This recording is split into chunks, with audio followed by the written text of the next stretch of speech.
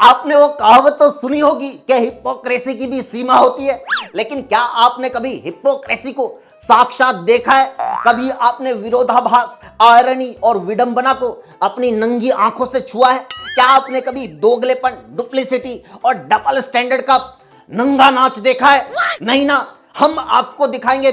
मिलिए देश के प्रधान इंस्टाग्राम मंत्री नरेंद्र मोदी से। जी हाँ, ये अंधभक्तों के कुंवारे बाप नहीं, मतलब ऑलमोस्ट बाप ही हैं ये, क्योंकि देखो ना, जो लोग खुद के असली बाप से पूरे दिन में एक गिलास पानी नहीं पूछते, जो लोग कभी अपनी बीमार माँ का हाल नहीं पूछते, जिन लोगों के पास अपने 3 BHK फ्लैट में माँ बाप के लिए एक कमरा नहीं है, जो अंकल अपनी बेटी की शादी ही ये देख के करते हैं कि लड़का अपने माँ बाप से अलग रहता है। भाई, जिन न्यूज एंकरनियों ने शादी ही इस शर्त पे की कि मैं लड़के के माँ बाप के साथ नहीं रहूंगी, वो मोदी की माँ के लिए भावुक हुई जा रही हैं। पति भी बेचारा पूछ रहा है कि अगर तुम्हारे दिल में किसी की स्वर्गवासी माँ के लिए इतनी ही फीलिंग है तो मुझसे मेरी जिंदा माँ अकेली क्यों छुड़वा दी?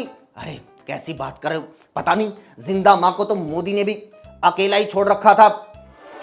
हाँ, लेकिन मोदी ने तो किसी और को भी अकेला छोड़ा था, उसका एग्जाम्पल तो कभी नहीं देती यार। जो लोग कभी अपने बाप से ये तक नहीं पूछते कि पापा मैं तो गले में गमछा डाल के सारा दिन सरकार के खिलाफ बोलने वालों के साथ मारपीट करता, नॉनवेज की दुकानें बंद करवाता, मुसलमानों की रेहड़ी तोड़ता, मस्जिद के सामने डांस करता, सोशल मीडिया पे गाली गलौज करता फिरता रहता हूं, तो आप अकेले घर का खर्च कैसे चलाते हैं? वो लोग भी मोदी और उनकी मां के लिए रो रहे हैं। मेरा भाई, मेरे अंकल का लड़का ऐसा ही है। बोला महेंद्र भाई, बहुत दुख हो रहा है, मेरा सीना छलनी हो गया है। अरे कोई उस माँ को गाली कैसे दे सकता है जिसने मोदी को जन्म दिया? मैं क्या, हाँ, इस देश में मोदी ही हैं जिन्हें माँ ने जन्म दिया। वो जिन लोगों को तुम गाली देते रहते हो उनको तो माँ ने ब्लिंकिट से ऑर्डर किया है।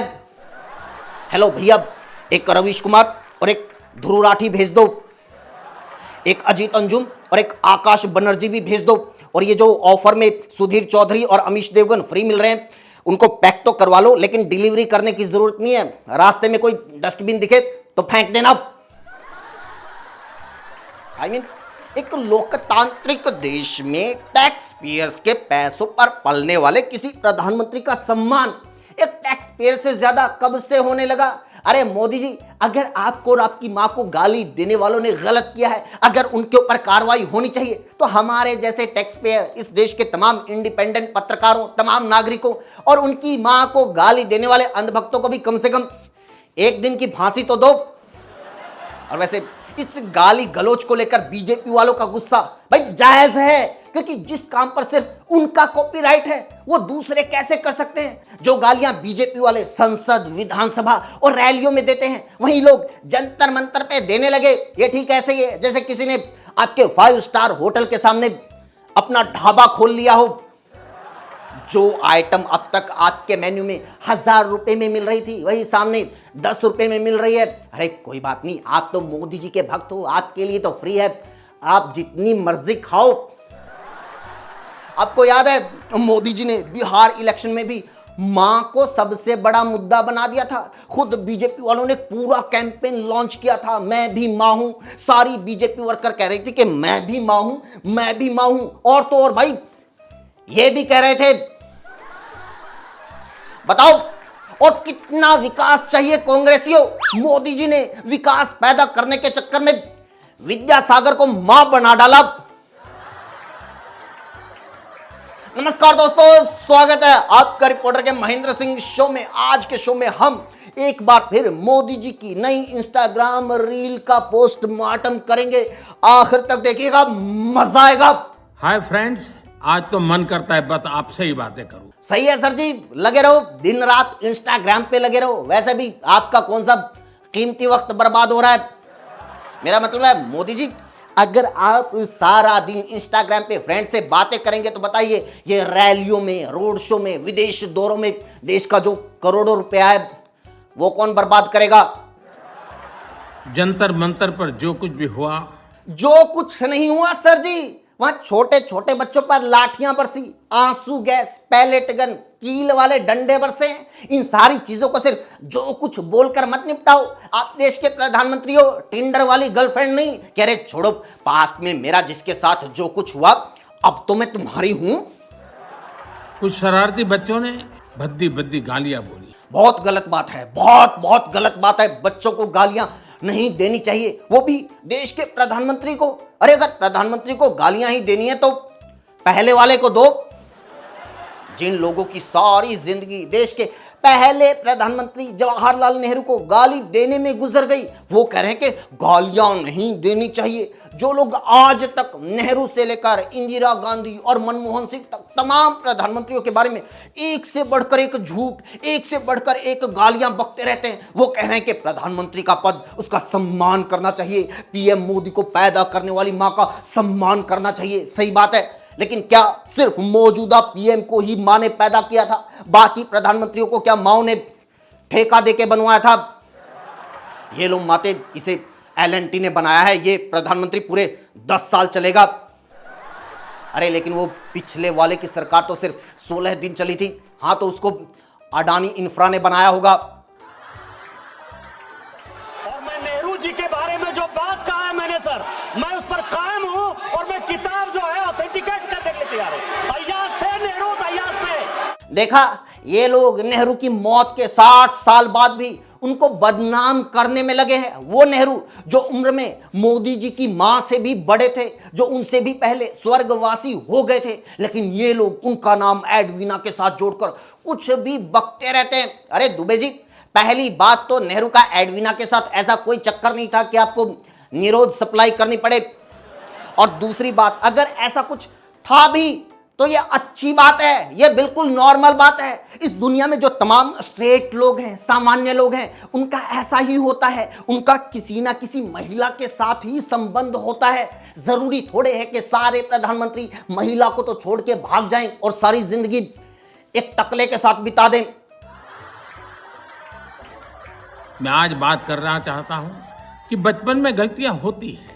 अरे नहीं सर, ऐसा नहीं है कि गलतियां सिर्फ बचपन में ही हो। यहाँ तो बड़े बड़े बुढ़ाऊ गलतियां करते हैं, पोते पोतियों की उम्र के बच्चों से ज्यादा गालियां देते हैं। और सबसे ज्यादा तो आपके ये चहीते, आपके चश्मे बद्दूर, आपके चश्मो चिराग, ये ना सिर्फ गालियां देते हैं बल्कि गालियों का महिमा मंडन भी करते हैं। पिछले तो नहीं, बाद में भोजपुरी में एक फिल्म में 450 गाली दिए थे। हाँ हाँ भोजपुरी में नहीं कोनो हिंदी पिक्चर रहल 450 गाली, हम तो 450 गाली। वाह, गालियों की मशीन गन।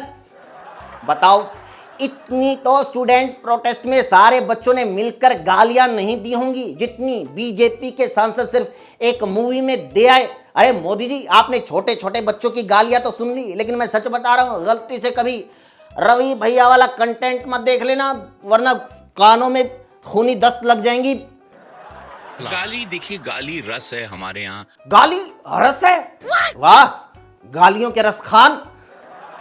अगर गालियां रस हैं तो ये बात मोदी जी को समझाओ कि अगर गन्ने का रस कारों के लिए फायदेमंद है तो गालियों का रस कानों के लिए।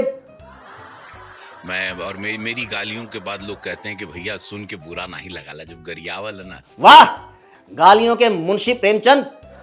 अरे क्या मोदी जी, आप ये 15-15 साल की लड़कियों से माफी मंगवाने पे सारा जोर लगाए हुए हैं।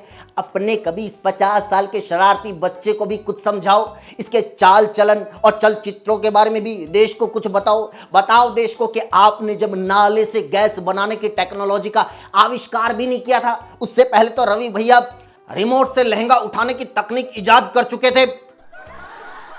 मोहल्ला सी हम फिल्म किए, देखे थे हम, गजब पिक्चर किया। वहाँ की प्रथा भी है कि गाली देके, किन ऐसी गालियां होती हैं। हाँ, मोहल्ला 80, ये जो अक्सर पीके मूवी के एक सीन को उठाकर भावना आहत हो गई ये सब चिल्लाते रहते हैं। मैं कहता हूं, कभी गलती से बीजेपी के मौजूदा सांसद रवि किशन और पूर्व सांसद सन्नी देओल की मोहल्ला 80 मत देख लेना, नहीं तो भावना सिर्फ आहत नहीं, बिन ब्याही मां बन जाएगी। क्योंकि पीके मूवी में तो सिर्फ एक ड्रामा आर्टिस्ट को शिव जी के गेटअप में कॉमेडी करते हुए दिखाया गया है, लेकिन मोहल्ला 80 में तो सीधे भगवान शिव को गाली देते हुए दिखाया गया है। वहां तो हर एक सेंटेंस में पुजारियों से लेकर महिलाओं तक सबको भर भर के गालियां देते हुए दिखाया गया है। लेकिन फिर भी इसको लेकर रवि भैया को कुछ मत बोलना, क्योंकि उनकी गालियां तो कबीर के दोहे हैं, उनकी गालियां तो दिनकर की कविता है, वो तो बंकिम चंद्र चट्टोपाध्याय का उपन्यास है, वो तो जयशंकर प्रसाद का नाट्य है, भीमसेन जोशी का राग है, बाण भट्ट की रचना है, आर के नारायण की कहानी है, वो तो मेलोनी की नोटी जवानी है। इसी के साथ वीडियो में इतना ही दोस्तों। कैसी लगी कमेंट करके जरूर बताइए। प्लीज और लोगों तक वीडियो को पहुंचाइए, शेयर कीजिए, हमें व्यूज की बहुत जरूरत है। हमसे जुड़ने के लिए चैनल को सब्सक्राइब कीजिए, हमें इंस्टाग्राम के ऊपर भी फॉलो कीजिए। Thank you so much.